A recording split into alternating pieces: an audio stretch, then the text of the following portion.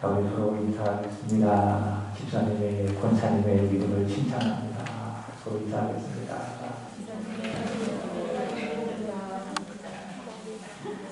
여러분 참 믿음 좋으십니다. 하루 확진자가 37만 명, 많게는 40만 명 가까운 그런 엄청난 이런 상황 속에서도 주님을 사랑하고 주님을 사모하며 이 자리에 올 수 있는 여러분의 믿음을 진심으로 칭찬합니다. 하나님이 여러분의 마음을 받으셨습니다. 여러분의 믿음을 받으셨습니다. 우리가 드린 예배를 기쁘게 받으실 줄로 믿습니다. 자, 따라서 해보겠습니다. 교회는 믿음의 공동체이다. 여러분 믿습니까? 교회는 건물이 아닙니다. 이 건물은 예배의 당입니다. 교회는 무엇입니까? 사람입니다. 예수를 믿는 사람의 공동체. 그것이 바로 무엇이다? 교회이다. 동시에 이렇게 말하고 싶습니다. 한 번 더 따라갑니다. 교회는 죄인의 공동체이다. 교회는 믿음의 공동체이고 동시에 죄인의 공동체입니다. 그래서 교회는요, 양면성을 가지고 있습니다. 믿음의 사람들이 모여진 믿음의 공동체이고 동시에 회개하고 용서받아야 할 죄인들이 모인 죄인의 공동체. 그것이 바로 교회이다라는 겁니다. 특별히 강조하고 싶은 것은 교회는 완벽한 의인들이 모인 공동체가 아니라 죄인이 모여진 공동체이다라고 하는 것이죠.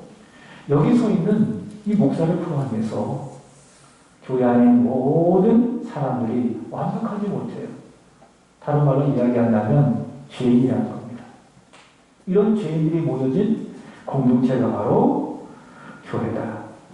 이것을 알면 교회 안에 누군가의 잘못이나 누군가의 허물 때문에 실망하거나 실족하지 않을 수가 있습니다. 그렇지만 우리의 이 생각이 있죠. 목사님은 완벽해야 돼. 그리고 권사님, 집사님, 장로님은 그래도 완벽해야 되지 않아? 이런 기대를 가지고 목사를 바라보고 또 성도들을 바라보기 때문에 어떻습니까? 때로는 실망도 하기도 하고 심한 경우에는 실족하여서 교회를 떠나는 경우가 있습니다. 오늘 새벽에 말씀을 드렸어요. 성도는 교회를 떠나는 것이 아니라 누구를 떠난다? 리더를 떠난다라는 겁니다. 교회 때문에 실족하는 경우가 없어요. 누구 때문에 실족합니까? 교회 안에 세워진 사람 때문에 실족합니다. 그리고 실망해서 교회를 떠나는 경우가 종종 있습니다. 여러분 기억하십시오. 목사도 그리고 모든 성도들도 완벽할 수가 없습니다. 죄인입니다. 그런 죄인이 모여진 공동체가 무엇입니까? 바로 교회라는 겁니다. 이것은 목사와 성도가 도덕적인 또 신앙적인 완전함을 포기해야 된다 그런 의미가 아닙니다. 목사도 그렇고요. 성도도 그렇고요. 하나님 앞에 완전하기를 힘써야 합니다. 그렇기 때문에 열심히 말씀을 읽어야 하고 묵상해야 되고 순종해야 되는 것이고 내 육신을 쳐서 복종시키며 하나님 앞에 와서 기도하고 하나님을 섬겨야 하는 것이고요. 완전을 향하여 힘껏 뛰어나가야 하는 것입니다. 그렇지만 죄인이기 때문에 그렇지 못할 때가 많이 있습니다. 실수할 때도 많고 실패할 때도 많이 있고 근데 그것 때문에 실망하거나 실족하고 좌절해서 믿음을 포기하고 예배를 내려놓고 교회를 포기해서는 안 된다는 겁니다. 여러분 그거 아십니까? 내가 구원받은 거 다시 말해 내가 예수 믿는 이 믿음이 얼마나 소중한 것입니까? 주께서 나에게 허락하신 이 교회가 얼마나 소중한 것입니까? 왜 그런지 아십니까? 예수 그리스도께서 십자가에서 죽으심으로 내게 주신 선물이기 때문에 소중한 거예요. 내 믿음이 내가 받은 구원이 소중한 이유는 아들 예수 그리스도의 피값으로 세워진 결과이기 때문에 소중한 거예요. 이 교회가 소중한 이유는 다른 데 있지 않습니다. 예수 그리스도께서 자신의 피를 흘려 세우신 주의 몸된 교회이기 때문에 어떻습니까? 교회는 소중한 거예요. 그래서 그 어떤 것도, 그 어떤 이유도 나를 믿음에서 좌절시킬 수가 없습니다. 그 어떤 상황도 주께서 나에게 허락하신 이 교회를 포기하게 만들 수가 없습니다. 오래전 한국교회에 외쳤던 구호가 하나 있습니다. 그 구호가 무엇인가 하면 초대교회로 돌아가자라고 하는 구호였습니다. 초대교회라고 하는 것은 어느 교회를 말하는가 하면 물론 한국에도 초대교회가 있습니다. 네, 초대교회는 어떤 교회인가 하면 사도행전 2장에 보면 오순절에 성령이 임하잖아요. 그리고 성령을 받은 사도들과 제자들이 세워진 최초의 조직교회를 초대교회라고 이야기합니다. 사도행전을 읽어보면 초대교회가 어떤지를 잘 알 수가 있습니다. 첫 번째로는 힘써 모이는 교회였습니다. 두 번째로는 모여서 뭘 했어요? 서로 교제하고 말씀을 듣고 기도하고 힘써 모이는 교회였습니다. 동시에 이 초대교회는 흩어지는 교회였습니다. 모이는 교회, 동시에 흩어지는 교회. 흩어져서 뭐 했을까요? 자신의 삶을 살았을까요? 아닙니다. 예수의 삶을 살아냈습니다. 복음을 전하며 흩어지는 교회로서 살아냈습니다. 이게 바로 초대교회입니다. 이런 교회를 보고 한국교회 초대교회를 본받자 그렇게 외친 것입니다. 그런데요, 이 초대교회를 대상으로 쓰여진 바울의 서신서들이 많이 있습니다. 이 서신서들을 본다면 초대교회가 완벽한 교회는 아니었다는 것을 우리가 알 수가 있습니다. 지난주에 읽으셨던 갈라디아서 혹시 알고 계십니까? 갈라디아서가 이제 오늘부로 끝났죠. 내일부터 에베소서를 읽게 되어 있는데 갈라디아서는요, 굉장히 이 성신을 읽어가면서 이 갈라디아 교회 안에 문제가 아주 심각했다라는 것을 알 수가 있습니다. 갈라디아 교회는요, 교리적인, 신학적인 혼란과 어려움이 많이 있었습니다. 어떤 어려움이 있었는가 하면 구원론에 관한 문제입니다. 여러분, 어떻게 사람이 구원을 받습니까? 행위로 왔습니까? 아니면 예수를 믿음으로 받습니까? 믿음으로 받죠. 내가 열심히 노력하고 율법을 지켜서 내가 의롭게 되는 것이 절대로 아닙니다. 모든 사람은 다 죄인입니다. 그렇기 때문에 그 죄인의 힘으로는, 능력으로는 절대 구원에 이를 수가 없습니다. 그럼 어떻게 구원을 받을 수 있습니까? 예수를 믿어야 합니다. 예수께서 나를 위하여, 나를 대신하여 이루신 그 십자가의 공로를 내가 아무 의심 없이 받아들일 때에 사람은 의롭게 되는 겁니다. 이게 바울이 전했던 복음이에요. 바울이 전해서 복음을 통해서 세워진 교회가 갈라디아 교회예요. 근데 바울이 떠나서 거짓 교사들이 들어와서 거짓된 가르침을 가르치는 겁니다. 예수 십자가로만 부족하다. 하나님이 왜 우리에게 율법을 주셨는가? 하나님이 몸에 왜 할례를 허락하셨는가? 율법을 열심히 지키고 할례를 행해야 너희가 가진 구원이 완벽해진다. 이렇게 가르쳤어요. 이런 행위 구원론과 믿음 구원론으로 인하여서 갈라디아 교회가 아주 심각한 혼란과 어려움을 겪고 있는 것을 볼 수가 있습니다. 에베소서 교회도 그렇습니다. 에베소서의 말씀을 보시면은 에베소 교회에 어떤 문제가 있었는지를 잘 알 수가 있습니다. 에베소 교회는 어떤 교회입니까? 사도 바울이 3년을 열심히 복음을 전하면서 개척했던 교회가 에베소 교회입니다. 근데 이 에베소 교회에도 바울 서신이 쓴 이 에베소서를 쭉 읽다가 보면 많은 문제가 있는 것을 볼 수가 있습니다. 한번 보겠습니다. 에베소서 4장 25절입니다. 다 같이 읽어보겠습니다. 시작. 그런즉 거짓을 버리고 각각 그 이웃과 더불어 참된 것을 말하라. 이는 우리가 서로 지체가 되리라. 이 말씀을 반대로 생각해 보세요. 에베소 교회 안에 어떤 일이 있었습니까?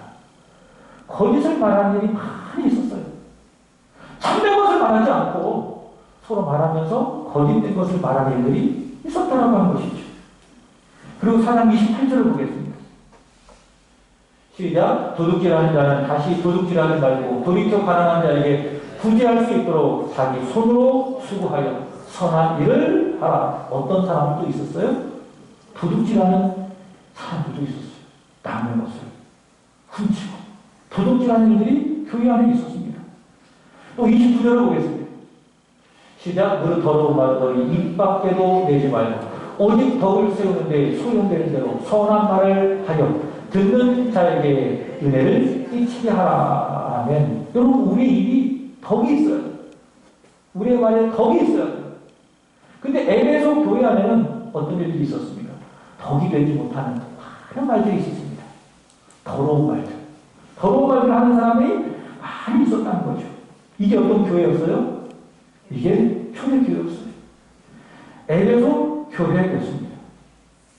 물론 초대교회로 돌아가자고 했을 때에 장점을 보고 그런 말을 했겠죠. 그러나 제가 말씀드리고 싶은 것은 무엇인가 하면은 이 지상에 있는 교회는요, 초대교회를 포함해서 완전하다 완벽하지 않다. 절대로 완벽할 수가 없어요. 왜 그렇습니까? 저를 포함해서 다 죄인으로 살아가는, 죄인으로 모여진 공동체이기 때문에 이 지상교회는 절대로 완벽할 수가 없는 것입니다. 물론 우리가 이 육체를 벗어 우리 영혼이 천국에 가면 천상교회가 있지 않습니까? 거기는 완벽하겠죠. 왜? 죄가 없기 때문에. 그러나 우리가 육신을 딛고 이 세상을 살아가면서 교회를 이루어 우리가 이 교회를 섬겨갈 때에 교회는 절대로 완벽할 수가 없다. 죄인이 모인 공동체이기 때문에 오늘 부분 17절의 말씀을 보시기 바랍니다. 예수님께서 이런 말씀을 하셨습니다. 17절입니다. 시작.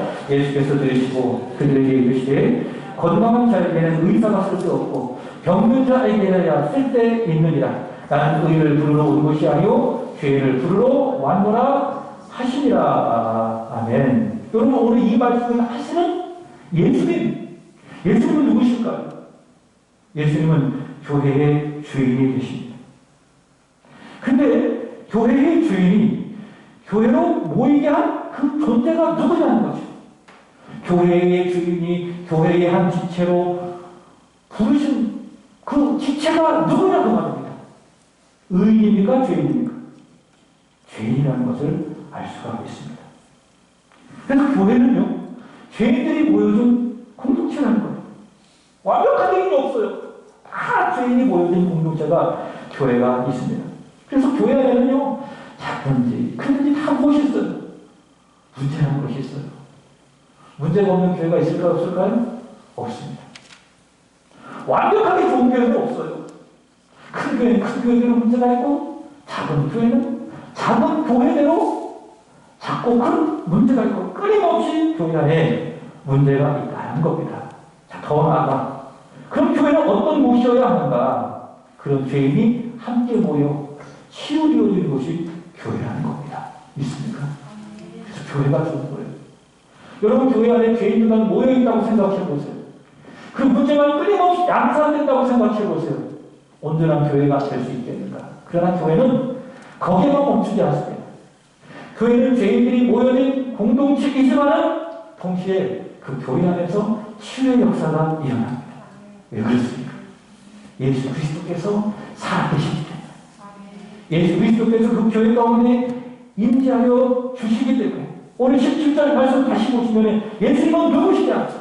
의사십니다. 있습니까? 예수님은 죄인을 부르시고 죄인을 말씀으로, 기도로, 성령으로, 예배로 치유하시는 의사이십니다. 바로 그 예수 그리스도께서 죄인을 교회로 불러주시고, 그리고 교회는 그 예수 그리스도의 통치 아래서 죄인들이 모여 하나님을 예배하고 기도하고 말씀을 들어보고 말미암아 하나님의 치유를 경험하는 것이 바로 어딘가? 바로 그것이 교회라는 거예요. 그래서 교회는 한편으로는 하나님을 예배하는 공동체이지만 수평적으로 본다면 치유하는 공동체예요. 그래서 저는 기도해요. 하나님, 우리 사랑하는 성도들이 교회 와서 예배할 때마다 하나님의 치유를 받게 하여 주시옵소서. 마음에 아픔이 있다면 말씀을 들으니 치유가 되게 하여 주시고, 마음에 고통과 슬픔이 있다면 찬양하고 기도할 때 하나님의 치유가 임하게 하시옵소서. 왜요? 교회는 치유하는 공동체이기 때문에 그렇습니다. 이런 교회 특징을 알게 되시면 여러분 어떻습니까? 내가 죄인이 되거나 더 나아가 다른 사람의 죄인됨을 보더라도 그것 때문에 어때요? 실망하지 않을 수 있어요. 실족하지 않을 수 있어요. 더 나아가 저 사람은 왜 그래? 정죄하거나 판단하지 않을 수 있습니다. 그리고 어떻게 될 수 있습니까? 이해할 수가 있어요. 용서할 수가 있어요. 더 나아가 축복할 수 있어요. 하나님, 저분 예수 그리스도의 은혜로 치유하신 예수의 손길로 치유되어 주기를 원합니다. 라고 축복하며 기도해 줄 수가 있습니다. 한 번 더 따라합니다. 예수님은 의인이 아니라 죄인을 부르러 오셨다. 믿습니까? 바로 오늘 말씀해 주세요. 함께 이 말씀을 보시면 예수님께서는 의인이 아니라 누구를 부르신다? 죄를 부르신다. 이런 말씀이 있습니다. 누가복음 5장 32절의 말씀을 보시면 이렇게 이야기해요. 예수님은 죄인을 불러 회개시키러 왔느니라. 이렇게 말씀하고 있어요. 좀 더 자세하게 이야기하고 있죠. 누가는 의사이기 때문에 예수님은 의인을 부르러 오신 것이 아니라 누구를 부르러 왔다? 죄인을 불러서 더 나아가 회개시키러 왔다. 죄인을 불러서 치유하시기 위해서 예수께서 이 세상에 오셨다. 그렇게 말씀하고 있습니다. 자, 그 내용이 오늘의 말씀이죠. 자, 본문 14절 읽어보도록 하겠습니다. 다 같이 시작. 또 지나가시다가 알프레도 아들 레위가 세가에 앉아있는 것을 보시고 그에게 이르시되 나를 따르라 하시니 일어나 따르니라. 아멘. 자, 보십시오. 예수님이 지나가시다가 한 사람을 보십니다. 누구를 보십니까? 알페오의 아들 레위. 그 레위를 눈여겨보시는 것을 볼 수가 있습니다. 여러분, 예수님 이 시간 저와 여러분을 보고 계신 줄로 믿습니다. 예수님 앞에 서는 거예요. 내가 지금 무슨 생각을 하고 있는지 예수님은 다 보고 계세요. 지난주 말씀을 전했잖아요.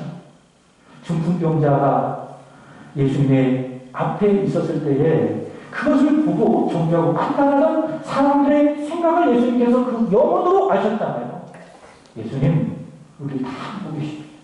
내가 무슨 생각을 하고 있는지, 내 마음의 상태가 어떤지 예수님께서는 다 보고 계신다. 오늘 말씀이 그런 내용 아니겠습니까? 예수님께서 지나가시다가 알페오의 아들 레위가 세간에 앉아있는 것을 보셨다.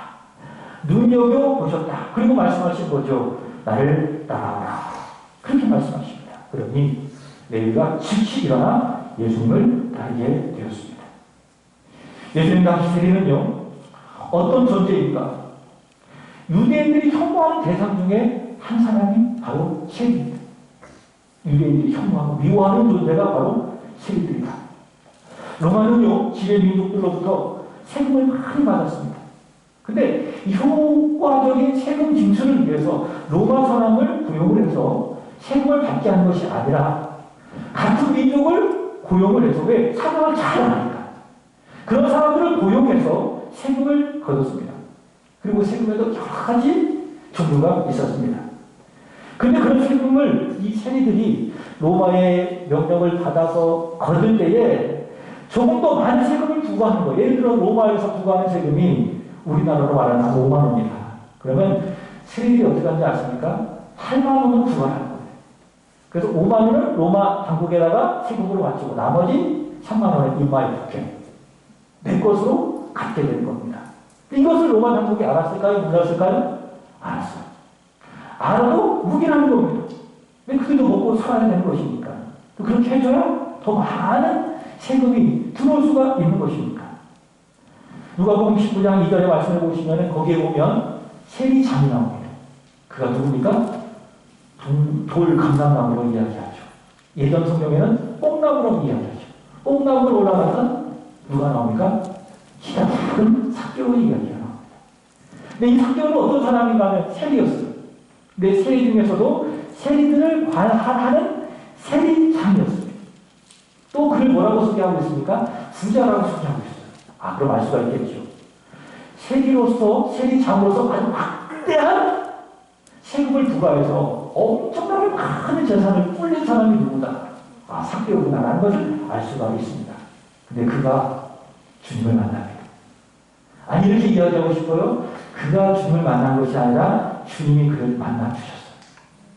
주님이 그를 만나주시니 그 안에 변화가 일어나죠. 그리고 주님 앞에 고백합니다. 주님, 제가 소교 빼앗은 일이 있다면 내 갑절로 다 갚겠습니다. 소교 빼앗은 일, 이걸 통해서 그 사람의 인생이 궤적이 나오는 거예요. 어떻게 살았어요? 세리장으로서 소교 빼앗아가면서 큰 재물을 얻은 존재가 누구였는가?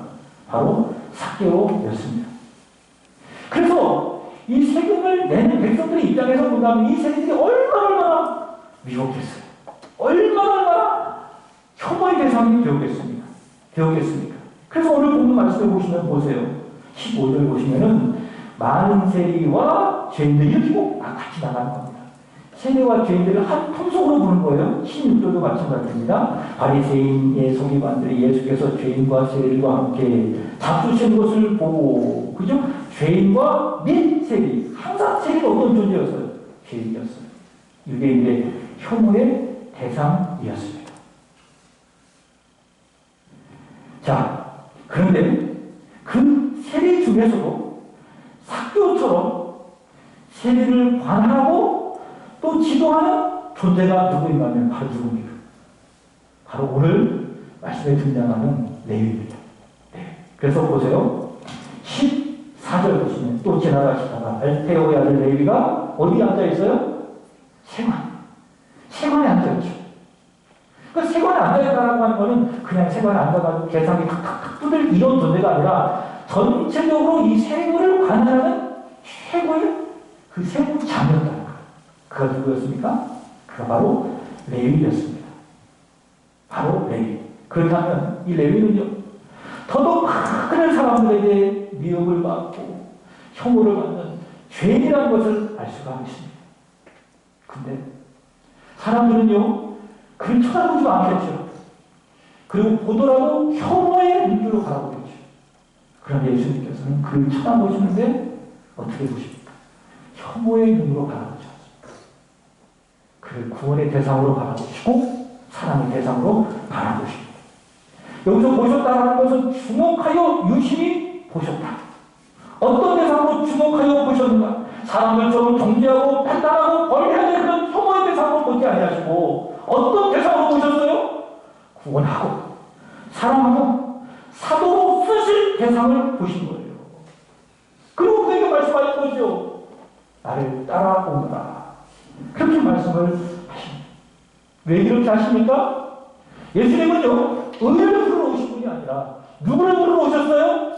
바로 죄인을 부르러 오신 분이기 때문에 예수님은 그를 눈여겨보시고 그를 구원하시고 그를 자신의 제자로 삼아주셨어요. 그리고 이 레위는 그 예수 그리스도를 믿고 그분을 영접하고 그분의 훈련을 잘 받아서 사도가 되었죠. 그가 누굽니까? 마태예요. 그리고 유대인들에게 예수를 왕으로 증거하는 마태복음을 기록해서 복음을 전한 사람이 누구였는가? 바로 이 레위 마태였습니다. 15절 보시기 바랍니다. 거기도 보시면 역시 예수님께서는 어떤 분이신가? 죄인을 부르러 오신 분임을 말씀하고 있습니다. 15절 읽겠습니다. 다같이 시작. 그의 집에 앉아 잡수실 때에 많은 세리와 죄인들이 예수와 그의 제자들과 함께 앉았으니 이는 그러한 사람들이 많이 있어서 예수를 따르니라. 아멘. 사람들에게 죄인으로 비난과 멸치를 받았던 레위는요, 참 고마운 거지. 마치 삭개오처럼 자신을 품어주시고 용서하시고 예수님의 그 넓은 품이 너무 감사한 겁니다. 그리고 그 레위를 예수께서 받으셨다는 그 소식이 많은 죄인들과 세리들에게 전달되는 거예요. 막 소문이 나는 거예요. 그랬더니 죄인들이 다 예수님을 따르는 것이죠. 그리고 레위는 자신이 받았던 그 은혜, 자신이 자신과 같은 죄인을 받아주신 그 예수님의 사랑에 감사해서 어떡합니까? 예수님을 위해서 아주 맛있는 식사를 대접한 겁니다. 거기에 많은 죄인들이 모여 있습니다. 많은 세리들이 함께 모여서 예수님과 함께 식사를 하고 있습니다. 그럼 생각해 보세요. 예수님께서 세리와 죄인들과 함께 식사를 하셨는데 이 식사가 과연 어떤 의미라는 거죠? 어떤 의미입니까? 그냥 한 끼 배고프니까 하는 그런 식사일까요? 아닙니다. 어떤 의미입니까? 나는 너를 존중한다. 나는 너를 받아준다. 그리고 예수님께서 그들과 함께 식사하는 의미예요. 그리고 제가 성도님과 만나서 식사하는 것도 다 그런 의미예요. 한 끼 때우기 위해서 만난 게 아니죠. 나는 집사님을 위해서 기도합니다. 나는 집사님을 축복합니다. 그런 의미가 뭐예요? 함께 식사하는 것. 예수님께서 바로 그런 의미로 그들과 식사하는 것. 많은 사람이 너희를 죄인으로 흉보하고 판단하고 존재하지만 나는 그렇지 않다. 나는 너희를 용서한다. 나는 너희를 품어준다. 바로 그 의미가 뭐예요? 죄인과 함께 예수께서 하신 식사입니다. 그러나 16절 보시면 바리새인들은 그 식사 자체를 비난을 한 겁니다. 왜 예수님께서는 저런 죄인과 함께 식사를 하고 있는가? 비난하고 책망합니다. 왜 예수님은 저런 죄인과 어울려서 식사하시면서 스스로 죄인을 자초하는가? 예수를 향하여 비난하고 판단하고 정죄하는 것을 볼 수가 있습니다. 예수님 모르셨겠어요? 그들의 이야기를 그들의 마음을 모르셨겠어요? 그럼 예수님께 그렇게 하지 아니하시는 겁니다. 그들의 비난에도 아랑곳하지 아니하시고 예수님께서는 그 세계에 집중하는 거예요. 자신에게 찾아온 죄인들에게 집중하여서 그들과 함께 마음을 나누며 함께 식사를 하고 있습니다. 왜 그렇습니까? 예수님은 의를 불러오신 것이 아니라 누구? 바로 그런 죄인을 불러오신 분이시기 때문에 그렇다는 거죠. 예수님은 어떤 분이신가? 자신이 죄인 때문에 알지 못하고 누군가를 비난하고 책망하는 의인 척하는 그런 사람들을 위해서 예수께서 이 세상에 오신 것이 아니라 누구처럼? 오늘 레위처럼 그리고 많은 세리처럼 많은 죄인처럼 나 같은 죄인을 위하여 예수께서 오셨구나. 예수님 나는 죄인입니다. 나를 받아주시니 감사합니다. 이런 믿음과 겸손으로 하나님 앞에 나와 오는 바로 그 죄인들을 위하여 예수 그리스도께서 이 세상에 오셨다라고 하는 것이죠. 그럼 오늘 보면 16절 보시면은 바리새인들처럼 자신의 죄를 인정하지 않냐고 의인 척하고 누군가를 비난하고 정죄하고 판단하는 그런 사람들은 절대로 예수님을 맞이할 수가 없어요. 예수님을 이해할 수가 없어요. 예수님의 말씀을 들을 수가 없습니다. 그런 사람에게는 절대로 은혜와 회복이 없는 것이죠. 그러나 오늘 말씀에 나온 이 레위처럼 그리고 레위의 소식을 듣고 예수님을 따르던 많은 죄인들처럼 많은 세리들처럼 자신이 그리스도 예수 앞에서 죄인됨을 철저하게 인정하고 그를 따라오는 사람 그 사람에게 누가 보입니까? 예수님이 보이는 것. 예수님의 말씀이 틀린 것입니다. 왜? 예수님은 의인을 부르러 온 것이 아니라 누구를 부르러 오셨어요? 죄인을 부르러 오신 분이시기 때문에 잘 생각해보세요. 자신의 어떤 똘똘 뭉쳐들고 자신을 벗어나지 못하고 나는 의인이다. 나는 괜찮다. 나는 꽤 근사하다고 생각한 사람 절대로 예수님 만날 수가 없어요. 그러나 나는 아무것도 아닙니다. 나는 아침 안경과 같은 연약한 인생입니다. 나는 하나님 앞에 악한 죄인 중에 죄수입니다. 이런 믿음을 갖고 있는 사람이 하나님을 보는 거예요. 예수님을 만나게 되는 것이죠. 지금 고인이 되셨습니다. 그러나 교회 역사 속에서 신학자로 또 목회자로 존중받는 목사님이 계십니다. 그 목사님의 이름은 박윤성 목사님이십니다. 제가 있는 목양시에도 이 목사님이 쓰신 책이 있는데 이 목사님이 한국교회에 좋은 영향력을 끼쳤던 것 중에 하나가 무엇인가 하면 한국 신학자 중에 최초로 성경 66권을 주석하신 목사님이세요. 박윤성 목사님이라는 그런 분이 있는데 참 많은 후학들에게 그리고 후배 목회자들에게 선한 영향력을 끼친 아주 존경받는 목사님이 박윤성 목사님이십니다. 이 목사님이 이 주석을 편찬하시고 또 출판사를 이렇게 세우셨는데 많은 책들이 팔려서 있는데 그 주석이 인쇄라고 이야기하죠. 그리고 그 출판사를 자기 자식들에게 상속하지 않으시고 한국교회 발전과 선교를 위해서 기꺼이 내어놓으셨습니다. 그리고 그에 감사하여서 그의 성령을 기념하면서 출판 감사 예배를 드렸습니다. 그 예배를 드리면서 이 박윤성 목사님이 이런 고백을 했다고 합니다. 이렇게 이야기했습니다. 나는 83년 묵은 죄인입니다. 이렇게 얘기하셨다고 합니다. 나는 어떤 존재라고요? 죄인이라고요. 나는 83년 묵은 죄인입니다. 이렇게 그분이 고백을 하셨어요. 여러분, 겸손을 떠는 것이었을까요? 아니요. 진심으로 고백했어요. 여러분 생각해 보십시오. 그 목사님이 무슨 죄를 졌겠어요? 평생 성경 연구하고 기도만 하셨는데 사모님 그런 얘기를 했대요. 하도 계속 컨텐츠에서 성경 읽고 기도하시고 주석 쓰고 교회 가서 목회하시고 신학교에서 하나님의 말씀을 후배들에게 가르쳐 주시고 그렇게만 사셨던 분인데 그 사모님이 그랬대요. 저 양반은 나만 안 보고 평생 병만 보고 살았어. 그런 얘기 하셨대요. 무슨 얘기예요? 정말 하나님 앞에 기도가 했다는 거예요. 열심히 말씀 읽고 기도하고 그런 삶을 살아가셨대요. 또 그거에 관한 많은 이야기들이 있습니다. 지나가다가 갑자기 툭 쓰러지셨어요. 왜 쓰러지신 줄 알아요? 기도하면서 지나가셨어요. 툭 쓰러지신 거예요. 기도에 너무 집중하다가 보니까.